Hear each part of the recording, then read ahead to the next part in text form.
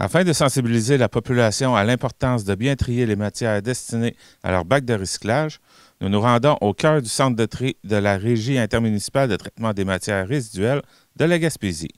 Nous examinerons le processus de tri des matières ainsi que les risques potentiels liés à la présence de matières inappropriées sur la ligne de triage en compagnie de Nathalie Drapeau, directrice générale de la RITMRG. Alors, ici, c'est le centre de tri des matières recyclables, donc le papier, le carton, le plastique, le verre, le métal. Les camions arrivent ici. Ça, c'est la première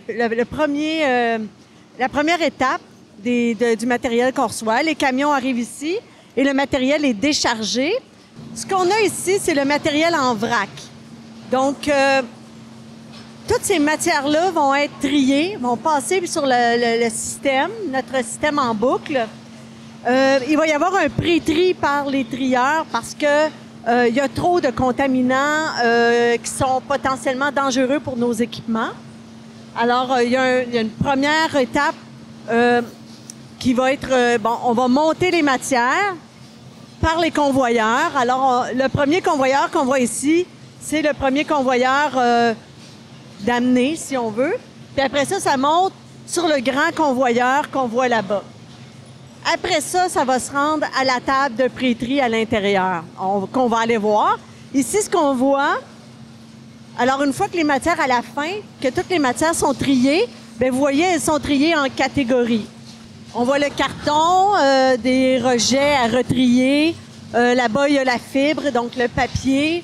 Alors, les matières sont vraiment triées en catégories. On va aller voir les équipements en haut. Alors, on a vu tout à l'heure les arrivages qui montaient dans le grand convoyeur. Ces arrivages-là, ils vont passer ici sur la table de pré-tri. Ici, c'est la première étape où on vient retirer toutes les matières qui n'ont pas à se retrouver dans les équipements ultérieurs, okay? qui nous suivent après. Regardez là-bas, dans le bac, tout au fond, regarde les lumières de Noël, quand ils sont toutes détachées comme ça, par exemple, les gros poêlons, les grosses barres de métal. Ça, ce sont toutes des matières qui sont très dangereuses pour notre système, qui peuvent endommager les équipements par la suite. Quand on voit ici les matières sur le convoyeur qui va repartir bientôt, ça, c'est le premier convoyeur qui va alimenter le système en boucle par la suite. Alors, ici, sur ce convoyeur-là, les trieurs, ce qu'ils vont faire, c'est qu'ils vont retirer les sacs plastiques, vont retirer les déchets comme la nourriture, les couches, les contaminants qu'on veut pas avoir. Donc, et puis les grandes cordes. Tu sais, je vois là-bas qu'il y a des grandes cordes avec, des grands fils. Ça, c'est le style de matière qu'il faut absolument retirer du système. Quand on parle de cordons, de fils, de strapping, tu sais, de strapping à palette, là, ça, il faut que ça soit bien attaché ensemble, que ça fasse une accumulation bien attachée, parce que quand c'est en longueur, ça vient tout s'enrouler dans les convoyeurs, et ça vient briser nos convoyeurs. Alors ça, c'est le genre de matière pour lesquelles il faut faire attention. Là, vous allez voir, donc le convoyeur repart. Alors ici, quand on trouve des déchets, comme des poches comme ça en plastique, c'est un déchet. Quand on trouve, par exemple, des souliers, ça n'a pas d'affaire ici, ça, les souliers. Ça, c'est terrible. Donc, toutes les matières qui sont coincées dans les sacs, c'est difficile. On n'a pas beaucoup de temps pour défaire ces matières-là. Alors, c'est important que... Ça c'est risqué pour nous, là. Ça n'a pas d'affaire dans un sac plein, fermé. Alors, on n'a pas le temps de défaire ça. Ça va quand même vite, un sac à déchets avec de la matière puis de la nourriture. Ça prend beaucoup de temps à défaire. On demande aux gens de ne pas mettre les matières dans un sac. Hein? C'est du bardeau. On n'a pas d'affaire. C'est pas une matière recyclable. Le strapping qu'on doit enlever. Alors, tout ça, il y a beaucoup de travail à faire au niveau du pré-tri qui est essentiel si on veut préserver nos équipements derrière. Oui, voilà, ça c'est couverture, un tapis, Alors, ça, là, c'est quotidien. Puis là, ça, il faut que ça change parce que c'est plus gérable. Là. Ça va être difficile de conserver les équipements en bon état. Parlant d'équipements en bon état, on avait parlé l'automne dernier d'un équipement qui avait été brisé, qui avait coûté à peu près 100 000 $. C'est le convoyeur que vous voyez là.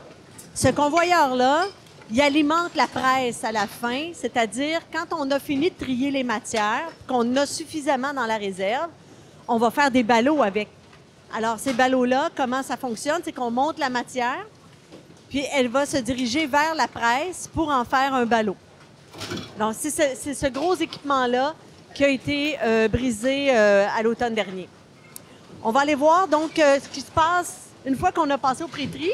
Alors, on va aller voir qu'est-ce que ça donne avec le nouveau système de tri avec le trieur optique. OK, on a vu de l'autre côté la matière qui passait au pré-tri. C'est ici que la nouveauté commence. Ça, c'est un trieur optique. Alors, vous voyez, toutes les matières passent là-dessus. Et on a des jets d'air ou des jets lumineux qui vont disperser les matières en fonction de la recette.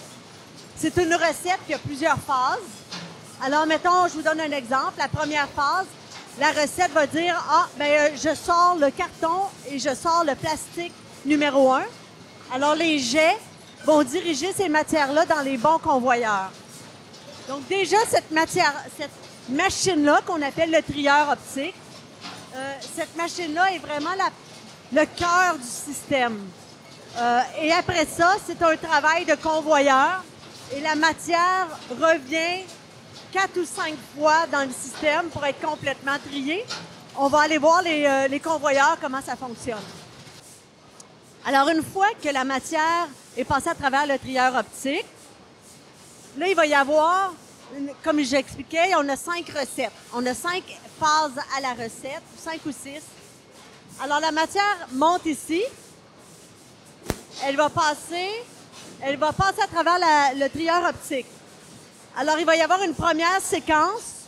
Vous voyez, Nelson, là, il retire les sacs et il va laisser les papiers, par exemple, aller dans un convoyeur. On a un convoyeur ici qui envoie, on peut aller voir plus loin.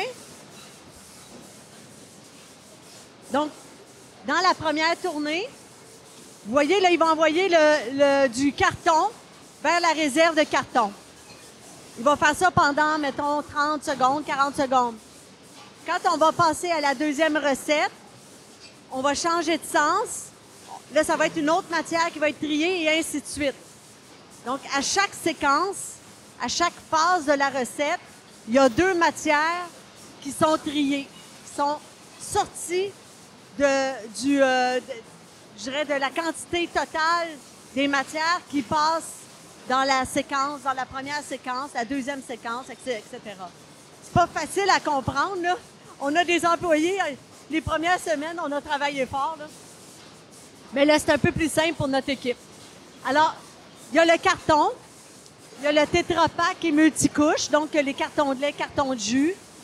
On a le plastique 2 là-bas, qui sont comme les flacons de savon à vaisselle. On a le plastique 1, comme les bouteilles d'eau. On a tout le papier, donc le papier mélangé.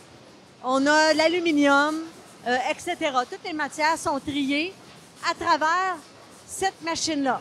C'est cette machine-là qui distingue. On va aller voir là-bas qu'est-ce qui tombe dans l'autre réserve.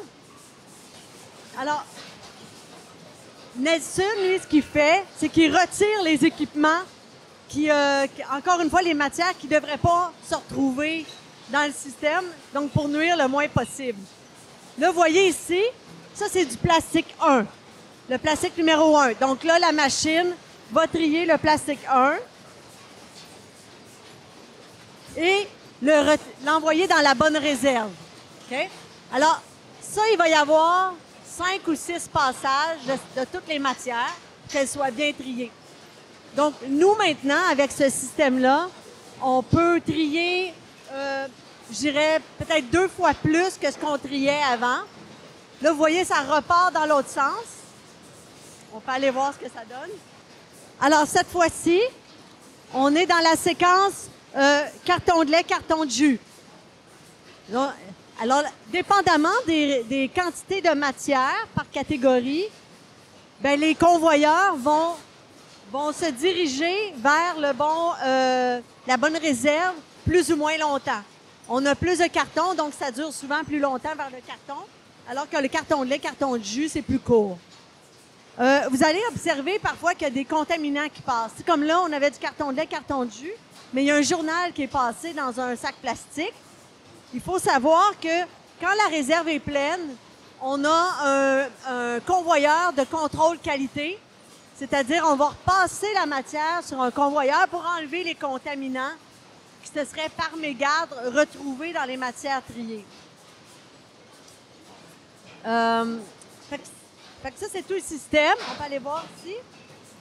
Ça ici, ça va être notre dernière... Ben là, quand on va voir la matière, là, il n'y en a pas encore, mais c'est la dernière étape du système avec l'enlèvement de l'aluminium. Donc, ça, c'est vraiment notre dernière étape. Puis, c'est les rejets.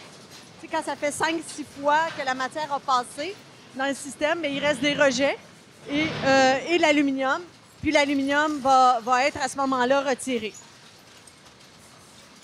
Là, vous voyez, là... Alors, la machine ici va séparer l'aluminium et les autres matières vont tomber dans la case à rejet. Nous, les rejets, il y en a certains qu'on va repasser parce que ce sont encore des bonnes matières qui n'ont pas été triées correctement par la machine, mais qu'on va repasser dans le système. Donc, c'est un peu... c'est le cœur du projet, donc de la nouveauté ou du nouvel équipement, des nouveaux équipements qui ont été installés. C'est un processus qui est unique en Amérique du Nord pour le moment parce que, habituellement, un trieur optique comme celui-ci va servir pour 2 matières, mais toujours les mêmes 2 matières.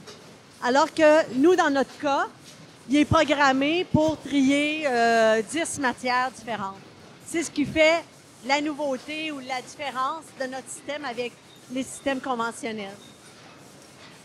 On peut aller voir le traitement du verre, si vous voulez. Alors ici, c'est la dernière étape, c'est le traitement du verre. Encore une fois, c'est un système qui n'est pas très fréquent au Québec. On est dans les rares là, qui opéreront ce type de système. Vous voyez, il y a 2 catégories de matières. Les matières ici, ce sont les rejets de convoyeurs, donc tous les petits morceaux qu'on retrouve là-dedans. Mais ça, dans tout ça, on voit du papier, mais il y a aussi 60 de verre ou à peu près. Alors, nous, on repasse cette matière-là sur notre système. Vous avez de ce côté-ci du verre, OK? Donc, il n'y a pas de l'air très propre. Mais quand on passe à travers le système de traitement qui est opéré par David depuis 2017, le verre, il nous donne un granulat de verre qui est pur à 99,5 %. Le système ici est alimenté par une benne. Donc, on remplit la benne. Ça passe sur le convoyeur. Ça, c'est un aimant qui enlève les matières, le métal, les métaux. Puis après ça, David, lui, il s'assure que les petits contaminants sont retirés. OK? Donc, il va rejeter tout ce qui est plastique, qui est passé tout droit. Il va trouver toutes sortes d'affaires, hein, des brosses à dents, des balles de fusil, etc. Alors, il faut vraiment qu'il soit vigilant. Donc, et il laisse passer le verre. Le verre, à la fin de tout ça, va passer à travers l'imploseur. C'est l'imploseur qui va transformer les petits morceaux de verre en granulats de 0 à 6 mm. Alors, ça, c'est le résultat final. C'est le granulat de verre, là, le 0,6 mm, qui va être utilisé en abrasif de rue, dans le mélange d'abrasif de rue, ou bien en aménagement paysager. Là, les gens vont venir s'en chercher comme aménagement paysager. Donc, nous, on écoule ce verre-là sur le territoire depuis 2017. C'est un produit qui... On n'a pas de réserve, c'est-à-dire que notre inventaire est toujours à 0. Là, donc, on est bien content de cette approche-là parce que ça nous évite des dépenses significatives en transport, notamment. Fait que voilà. Alors, ici, ce qu'on a, c'est je vous parlais du contrôle qualité. Hein? Quand le trieur optique fait le tri des matières, bien, il y a des contaminants qui passent tout droit, là, qui ne sont pas détectés assez rapidement par le trieur optique. Alors, nous, à la fin, quand on est prêt à faire un ballot, on doit passer ça, on passe les matières par le contrôle qualité. Alors, on a des trieurs qui vont enlever les contaminants. Vous voyez, là, c'est un ballot de fibres qu'on fait, un ballot de papier. Alors là, les trieurs qui sont en haut, au convoyeur, ils vont enlever le plastique, ils vont enlever le métal qui pourrait se retrouver dans le papier. Une fois que c'est enlevé, vous voyez, il y a des convoyeurs qui retournent vers la presse et on va former des ballots avec les différentes matières qui ont été triées. Vous voyez, on a un ballot de papier, on a un ballot de carton, etc. Puis une fois que les ballots sont complétés, on accumule les ballots pour former un voyage. Quand on a 26, 28 ballots, bien là, à ce moment-là, on peut envoyer le voyage vers un acheteur selon la matière qui a été mise en ballot. Alors, c'est notre système, notre petit système de petits centres de tri, mais avec cette nouvelle ligne de tri-là qu'on a, on est beaucoup plus flexible et versatile. Puis ça nous permet de trier beaucoup plus en production, donc ça nous permet de passer de plus grands tonnages de matière. Avec cette tournée-là que vous venez de faire, vous êtes capable de comprendre un peu comment ça fonctionne au niveau du tri, du centre de tri. Vous voyez qu'il y a des gens qui travaillent sur les lignes. Ça se passe vite. Il y a beaucoup de matière, mais il y a aussi encore beaucoup trop de contaminants.